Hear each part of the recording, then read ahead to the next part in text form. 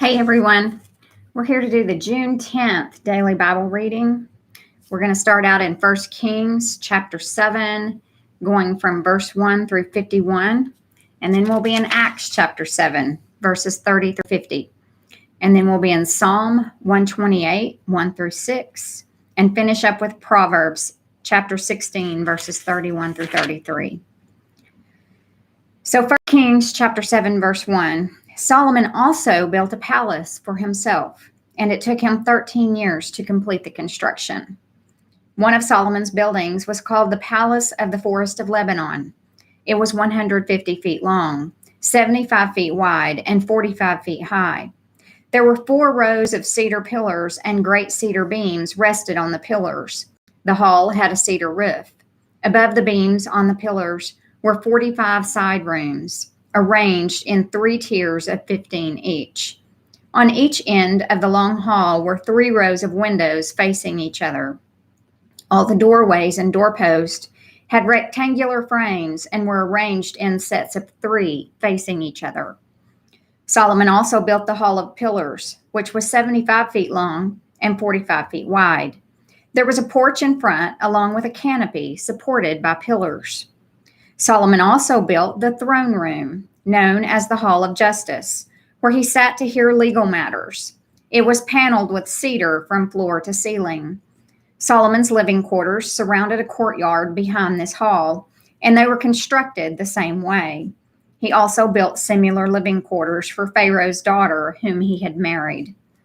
From foundation to eaves, all these buildings were built from huge blocks of high-quality stone, cut with saws and trimmed to exact measure on all sides.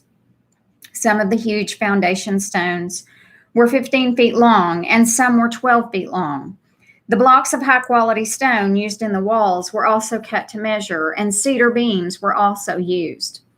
The walls of the great courtyard were built so that there was 1 layer of cedar beams between every 3 layers of finished stone, just like the walls of the inner courtyard of the Lord's temple with its entry room. King Solomon then asked for a man named Huram to come from Tyre. He was half Israelite, since his mother was a widow from the tribe of Naphtali, and his father had been a craftsman in bronze from Tyre. Huram was extremely skillful and talented in any work in bronze, and he came to do all the metal work for King Solomon. Huram cast 2 bronze pillars, each 27 feet tall and 18 feet in circumference. For the tops of the pillars, he cast bronze capitals, each 7.5 feet tall. Each capital was decorated with 7 sets of lattice work and interwoven chains. He also encircled the lattice work with 2 rows of pomegranates to decorate the capitals over the pillars. The capitals on the columns inside the entry room were shaped like water lilies, and they were 6 feet tall. The capitals on the 2 pillars had 200 pomegranates in 2 rows around them, beside the rounded surface next to the lattice work. Huram set the pillars at the entrance of the temple, 1 toward the south and 1 toward the north. He named the one on the south Jachin, and the one on the north Boaz. The capitals on the pillars were shaped like water lilies, and so the work on the pillars was finished. Then Huram cast a great round basin, 15 feet across from rim to rim, called the sea. It was 7.5 feet deep and about 45 feet in circumference. It was encircled just below its rim by 2 rows of decorative gourds. There were about 6 gourds per foot all the way around, and they were cast as part of the basin. The sea was placed on a base of 12 bronze oxen, all facing outward. 3 faced north, 3 faced west, 3 faced south, and 3 faced east, and the sea rested on them. The walls of the sea were about 3 inches thick, and its rim flared out like a cup and resembled a water lily blossom. It could hold about 11,000 gallons of water. Huram also made 10 bronze water carts, each 6 feet long, 6 feet wide, and 4.5 feet tall. They were constructed with side panels braced with crossbars. Both the panels and the crossbars were decorated with carved lions, oxen, and cherubim. Above and below the lions and oxen were wreath decorations. Each of these carts had 4 bronze wheels and bronze axles. There were supporting posts for the bronze basins at the corners of the carts. These supports were decorated on each side with carvings of wreaths. The top of each cart had a rounded frame for the basin. It projected 1.5 feet above the cart's top like a rounded pedestal, and its opening was 2 1/4 feet across. It was decorated on the outside with carvings of wreaths. The panels of the carts were square, not round. Under the panels were 4 wheels that were connected to axles that had been cast as one unit with the cart. The wheels were 2 1/4 feet in diameter and were similar to chariot wheels. The axle spokes, rims, and hubs were all cast from molten bronze.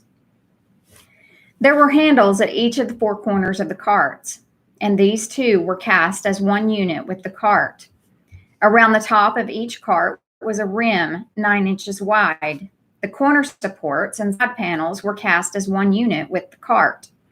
Carvings of cherubim, lions, and palm trees decorated the panels and corner supports wherever there was room, and there were wreaths all around. All 10 water carts were the same size and were made alike, for each was cast from the same mold. Huram also made 10 smaller bronze basins, one for each cart. Each basin was 6 feet across and could hold 220 gallons of water. He set 5 water carts on the south side of the temple and 5 on the north side. The great bronze basin called the Sea was placed near the southeast corner of the temple. He also made the necessary wash basins, shovels, and bowls. So at last, Huram completed everything King Solomon had assigned him to make for the temple of the Lord. The 2 pillars, the 2 bowl-shaped capitals on top of the pillars, the 2 networks of interwoven chains that decorated the capitals, the 400 pomegranates that hung from the chains on the capitals, 2 rows of pomegranates for each of the chain networks that decorated the capitals on top of the pillars, the 10 water carts holding the 10 basins, the sea and the 12 oxen under it, the ash buckets, the shovels, and the bowls. Huram made all these things of burnished bronze for the temple of the Lord, just as King Solomon had directed. The king had them cast in clay molds in the Jordan Valley between Succoth and Zarethan. Solomon did not weigh all these things because there were so many. The weight of the bronze could not be measured. Solomon also made all the furnishings of the temple of the Lord, the gold altar, the gold table for the bread of the presence, the lampstands of solid gold, 5 on the south and 5 on the north, in front of the most holy place. The flower decorations, lamps, and tongs, all of gold. The small bowls, lamp snuffers, bowls, ladles, and incense burners, all of solid gold.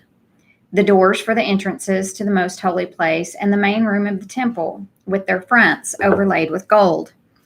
So King Solomon finished all his work on the temple of the Lord. Then he brought all the gifts his father David had dedicated, the silver, the gold, and the various articles, and he stored them in the treasuries of the Lord's temples, of the Lord's temple. We now go to Acts chapter 7, starting in verse 30. 40 years later, in the desert near Mount Sinai, an angel appeared to Moses in the flame of a burning bush. And this is Stephen telling the story of Moses and the children of Israel. When Moses saw it, he was amazed at the sight.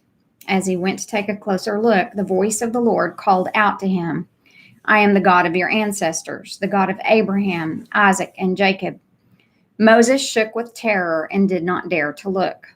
Then the Lord said to him, "Take off your sandals, for you are standing on holy ground. I have certainly seen the oppression of my people in Egypt. I have heard their groans and have come down to rescue them. Now go, for I am sending you back to Egypt." So God sent back the same man his people had previously rejected when they demanded, "Who made you a ruler and judge over us?" Through the angel who appeared to him in the burning bush, God sent Moses to be their ruler and savior, and by means of many wonders and miraculous signs, he led them out of Egypt, through the Red Sea, and through the wilderness for 40 years. Moses himself told the people of Israel, God will raise up for you a prophet like me from among your own people. Moses was with our ancestors, the assembly of God's people in the wilderness, when the angel spoke to him at Mount Sinai. And there Moses received life-giving words to pass on to us. But our ancestors refused to listen to Moses. They rejected him and wanted to return to Egypt. They told Aaron, make us some gods who can lead us, for we don't know what has become of this Moses who brought us out of Egypt. So they made an idol shaped like a calf, and they sacrificed to it and celebrated over this thing that they had made. Then God turned away from them and abandoned them to serve the stars of heaven as their gods. In the book of the prophets, it is written, was it to me you were bringing sacrifices and offerings during those 40 years in the wilderness, Israel? No, you carried your pagan gods, the shrine of Moloch, the star of your god Rephan, and the images you made to worship them. So I will send you into exile as far away as Babylon. Our ancestors carried the tabernacle with them through the wilderness. It was constructed according to the plan God had shown to Moses. Years later, when Joshua led our ancestors in battle against the nations that God drove out of this land, the tabernacle was taken with them into their new territory, and it stayed there until the time of King David. David found favor with God and asked for the privilege of building a permanent temple for the God of Jacob. But it was Solomon who actually built it. However, the Most High doesn't live in temples made by human hands, as the prophet says. Heaven is my throne, and the earth is my footstool. Could you build me a temple as good as that? Asked the Lord. Could you build me such a resting place? Didn't my hands make both heaven and earth? We now go to Psalm 128, verses 1 through 6. It's a song for pilgrims ascending to Jerusalem. How joyful are those who fear the Lord, all who follow his ways. You will enjoy the fruit of your labor. How joyful and prosperous you will be. Your wife will be like a fruitful grapevine flourishing within your home. Your children will be like vigorous young olive trees as they sit around your table. That is the Lord's blessing for those who fear him. May the Lord continually bless you from Zion. May you see Jerusalem prosper as long as you live. May you live to enjoy your grandchildren. May Israel have peace. We'll finish up with Proverbs chapter 16, verses 31 through 33. Gray hair is a crown of glory. It is gained by living a godly life.